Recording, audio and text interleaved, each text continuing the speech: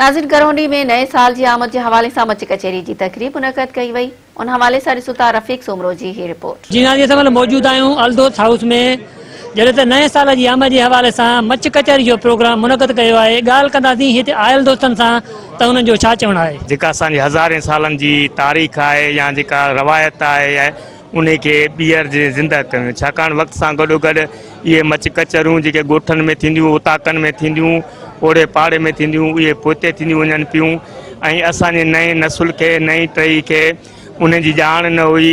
अॼोकी कचहरी में जेके ही शाइर आया आहिनि, जेके सुघड़ आया आहिनि, जेके ॾोर बैत ॾींदा, शाइरी ॿुधाईंदा ऐं भिटाई जे फ़लसफ़े ते ॻाल्हाईंदा, उन सां असांजी नई टही खे ख़बर पवंदी, नौजवाननि खे ख़बर पवंदी त हीअ शइ केॾी ताक़तवर आहे पंहिंजी जाइ ते, जंहिंसां असांजा समाजी इख़लाक़ ऐं असांजूं समाजी जेके बहितरियूं जेके शयूं आहिनि, जेके लाज़मी आहिनि, उहे ॿीहर ज़िंदा थींदियूं ऐं उन्हनि में बहितरी ईंदी। अॼु जी जेका मच कचहरी आहे इहा हिकिड़ी सिंध जी सकाफ़त परे आहे। नओं साल बि आहे ऐं सियारो बि आहे पंहिंजी जाइ ते।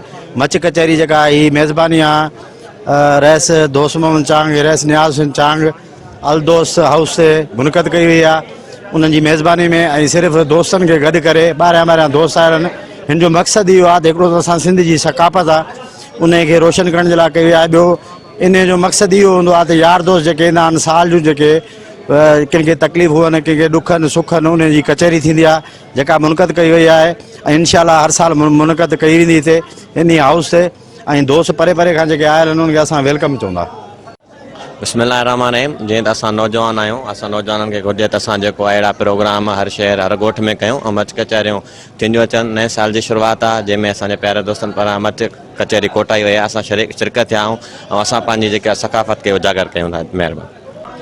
कैमरामैन फारूक भट्टी सां गॾु रफ़ीक सोमरो, मेहरान टीवी, करौंडी।